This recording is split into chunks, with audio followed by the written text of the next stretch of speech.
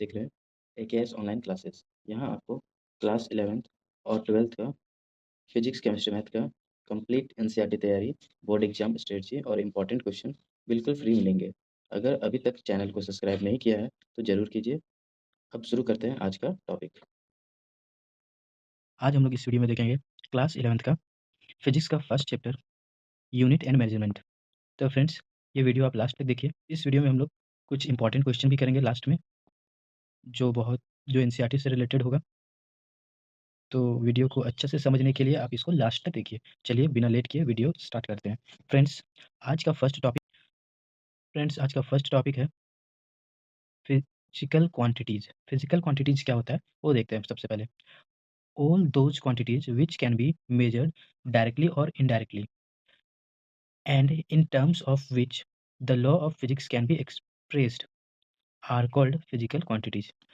तो वो सभी क्वांटिटीज जो मेजर किया जा सके डायरेक्टली और इनडायरेक्टली, इसको हम लोग क्या कहेंगे?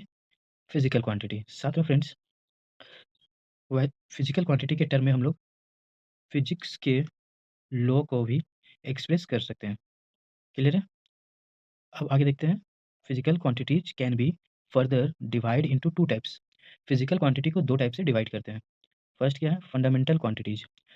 अब समझते हैं कि फंडामेंटल क्वांटिटीज क्या होता है। Those physical quantities which are independent of other physical quantities. वैसा फिजिकल क्वांटिटी जो दूसरे फिजिकल क्वांटिटी पे इंडिपेंडेंट होता है and are not defined in terms of other physical quantity, और उसको दूसरे फिजिकल क्वांटिटी के टर्म में डिफाइंड नहीं किया जा सकता है, आर कॉल्ड फंडामेंटल क्वांटिटीज। उसी को क्या कहेंगे? Fundamental quantities. साथ में फ्रेंड्स, फंडामेंटल क्वांटिटीज को बेस क्वांटिटीज भी कहते हैं। अब चलिए देखते हैं कि कौन सा फिजिकल क्वांटिटी को फंडामेंटल क्वांटिटी कहते हैं।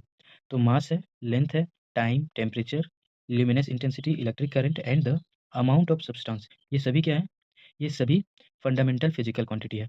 तो फंडामेंटल फिजिकल क्वांटिटी का कितना होता है? तो ये 7 होता है। क्लियर है?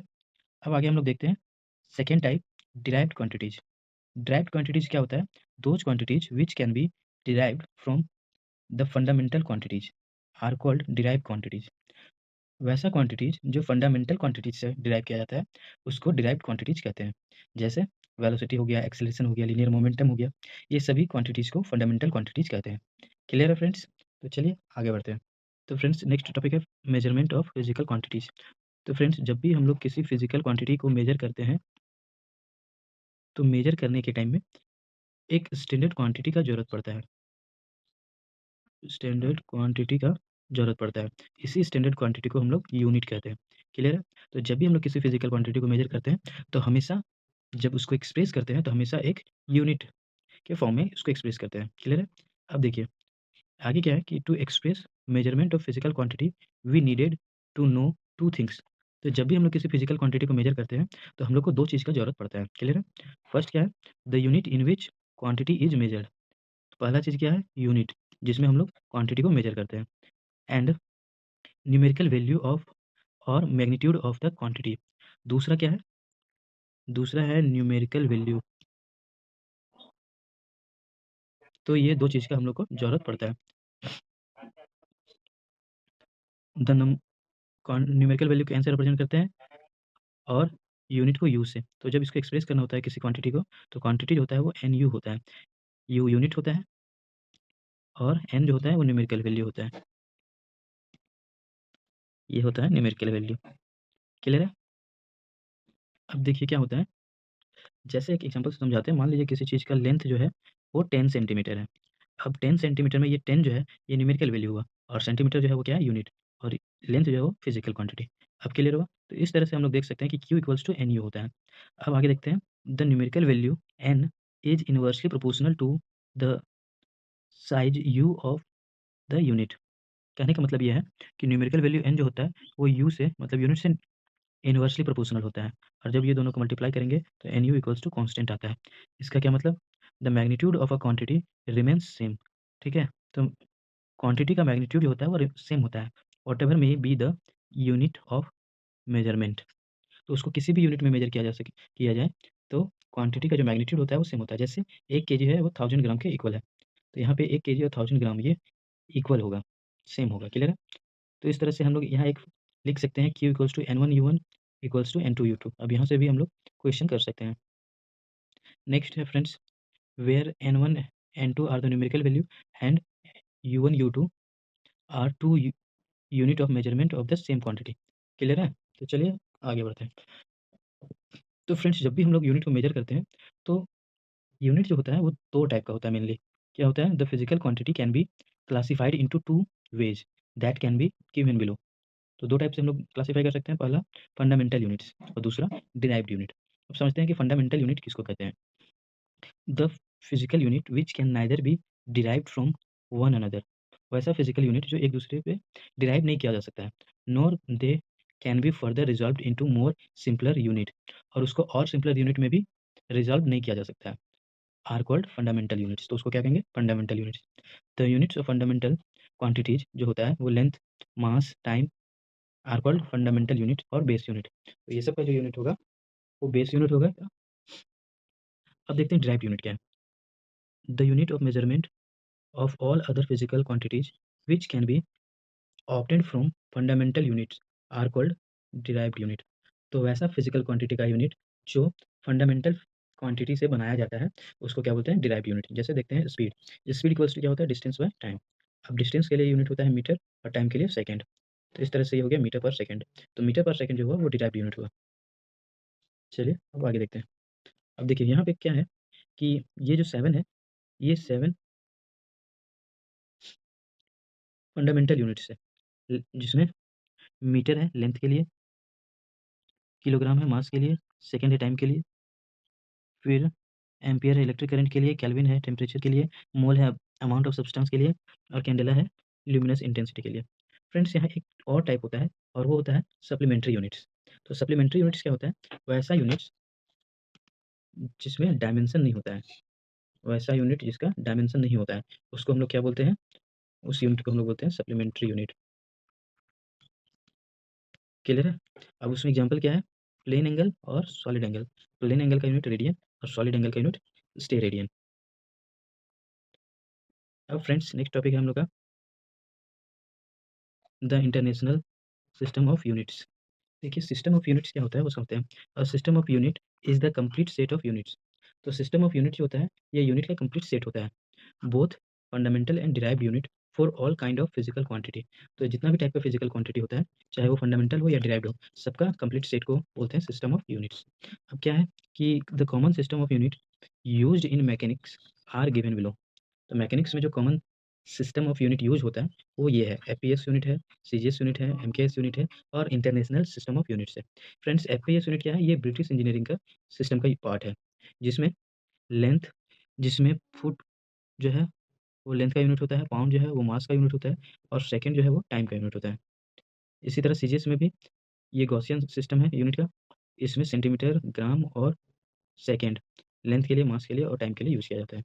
इसी तरह एमकेएस यूनिट होता है, जिसमें मीटर यूज़ होता है लेंथ के लिए, किलोग्राम यूज़ होता है केजी के लिए और सेकंड के लिए टाइम। अब ये जो है इंटरनेशनल सिस्टम ऑफ यूनिट, जिसको एसआई यूनिट कहते हैं, ये पूरा इंटरनेशनली एक्सेप्टेड होता है और ये फ्रेंच सिस्टम का पार्ट है। इसमें जो भी यूनिट हम लोग यूज़ करते हैं वो इंटरनेशनली यूज़ होता है। क्लियर है? अब है कुछ abbreviation of power of 10। Friends, ये यूज़ होता है न्यूमेरिकल बनाने में। जैसे 10 टू द पावर 1 है उसको डेका बोलते हैं, उसको रिप्रेजेंट करते हैं डी से। 10 टू द पावर 2 है उसको हेक्टो बोलते हैं, 3 है किलो बोलते हैं, फिर 6 है मेगा, 9 है गीगा, फिर 10 टू द पावर अगर 12 है तो टेरा, 10 टू द पावर 15 है उसको पेटा बोलते हैं, 10 टू द पावर 18 है उसको एक्सा बोलते हैं। इसी तरह माइनस में भी है, अगर 10 टू द पावर -1 है तो उसको डेसी बोलते हैं, 10 टू द पावर -2 है तो सेंटी बोलते हैं, 10 टू द पावर -3 है तो उसको मिली बोलते हैं, 10 टू द पावर -6 को माइक्रो बोलते हैं, 10 टू द पावर -9 को नैनो, 10 टू द पावर -12 को पिको, 15 को फेमटो और 18 को एटो बोलते हैं। क्लियर है फ्रेंड्स? तो ये सभी जो है वो न्यूमेरिकल में यूज़ होता है। जैसे मान लीजिए कहीं दिया हुआ है 10 मिलीग्राम। अब ये 10 मिलीग्राम है, तो यहाँ पे मिली का क्या मतलब है? मिली का मतलब यहाँ पे देखिए 10 टू द पावर -3। तो यहाँ पे इसको ग्राम में कन्वर्ट करने के लिए 10 टू द पावर -3 से मल्टीप्लाई कर देंगे, तो ये ग्राम में कन्वर्ट हो जाएगा। इस तरह से हम लोग न्यूमेरिकल में यूज़ करते हैं। कुछ और भी इम्पोर्टेंट कन्वर्जन है जो यहाँ पे है, इसको आपको याद रखना है। अब चलिए आगे बढ़ते हैं। इस तरह से मास के से रिलेटेड कन्वर्जन है, जैसे 1 पाउंड जो होता है वो 0.4536 केजी होता है। 1 स्लग जो होता है वो 14.59 केजी होता है। 1 क्विंटल जो होता है वो 100 केजी होता है। 1 टन या मेट्रिक टन जो होता है वो 1000 केजी होता है। एटॉमिक मास यूनिट जो होता है 1.6 इंटू 10⁻⁻27 केजी होता है। इसी तरह एरिया के लिए भी यूज़ करते हैं, बर्न 10⁻28 मीटर स्क्वायर। एकड़ जो होता है वो 4047 मीटर स्क्वायर के इक्वल होता है। हेक्टेयर जो होता है 1 हेक्टेयर और 10⁻4 मीटर स्क्वायर के इक्वल होता है। इस तरह से अदर कुछ फिजिकल क्वांटिटी का कन्वर्जन है। क्लियर है? तो इसको आपको याद रखना है। यहाँ पे इलेक्ट्रॉन वोल्ट इंपॉर्टेंट है। 1 इलेक्ट्रॉन वोल्ट जो होता है 1.6 इंटू 10⁻⁻19 जूल के इक्वल होता है। फ्रेंड्स, अब चलिए कुछ इंपॉर्टेंट क्वेश्चन को करते हैं। तो फर्स्ट क्वेश्चन है, how many parsec are there in 1 metre? Friends, होता ये है कि एक पार्सेक जो होता है वो 3.08 इंटू 10⁻16 मीटर के इक्वल होता है। तो इसको सॉल्व करेंगे तो इतना मीटर इक्वल्स टू 1 पार्सेक। अब यहाँ से 1 मीटर करेंगे तो ये वैल्यू डिवाइड में आ जाएगा और डिवाइड में सॉल्व करने के बाद तो 1 मीटर जो है वो इक्वल होगा 3.25 इंटू 10⁻17 पार्सेक का।